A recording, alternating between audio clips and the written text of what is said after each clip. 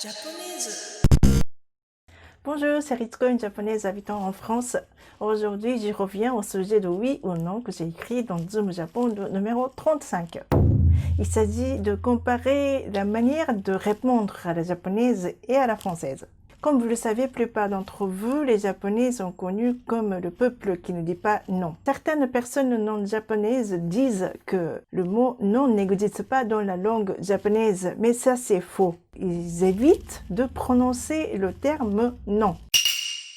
Par exemple, en France, quand j'ai des invités venant du Japon et que lorsque je leur propose du café après un déjeuner, ils sont tout à fait capables de me dire ah merci, j'en ai pris ce matin sur la terrasse d'un café. Oui, donc. Et le café français est vraiment fort, hein, mais c'est très bon. Ok, et donc, si tu es un expert des Japonais, tu dois deviner dès la première réponse qu'il ne veut pas ce café. Puis il y a un autre problème. L'invité doit aussi deviner l'intention et la disponibilité de l'hôte.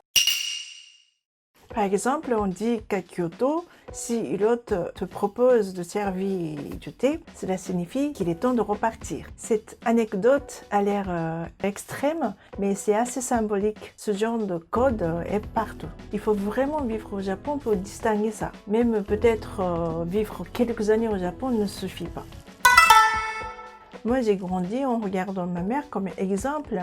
Elle était la reine de la politesse japonaise. En fait, c'est une culture, c'est une manière de respecter l'autre personne en montrant qu'on reconnaît son intention, ne pas blesser à la personne qui a une bonne intention, mais qu'on ne peut pas dire oui. Peut-être ça vous paraît un peu trop complexe, mais imaginez que quand votre bon ami fait une déclaration d'amour. Vous aimez bien cette personne, mais vous savez que vous n'êtes pas fait pour vous mettre ensemble.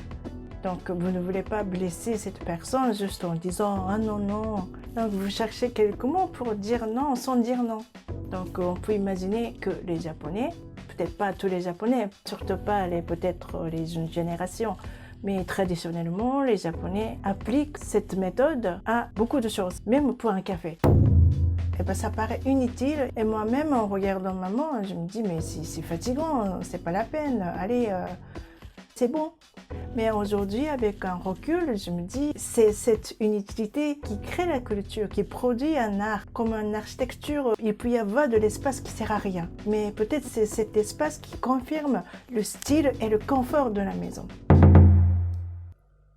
C'est beau, mais c'est vrai que quand on est en France, cette inutilité reste inutile. Bon, c'était mon cas pendant longtemps. Je ne suis pas comme ma mère, mais son éducation est dans mon sang. Au début, quand j'étais invitée chez des amis français, même si on passait le moment agréable, vers 18h, 19h, je me dis il faut que je parte, parce que sinon ils vont manger, je vais déranger. Surtout quand on me dit « Ritsuko, tu restes au dîner avec nous ?»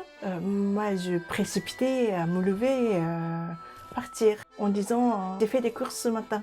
Et après, la conversation est « Oui, tu as fait des courses, mais tu peux le manger demain. » Oui, mais bon, je dois partir. Tu as quelque chose de prévu? Non, pas spécialement. Mais pourquoi tu veux partir? Tu veux rester? Oui, je veux rester, mais je peux aussi partir. Bah, reste du coup. Oui, mais je vous dérange. Mais pourquoi tu me déranges? En fait, au lieu de dire ce que je voulais, je cherchais la réponse qui leur convienne. Mais au bout d'un certain temps, mes amis ont compris comment je fonctionnais et ils m'ont dit Ritsuko, oui ou non ou merde. Donc enfin, j'ai compris qu'entre oui et non, il n'y a pas un qui est meilleur que l'autre. Il y a aussi merde et le pire est de rester pas clair.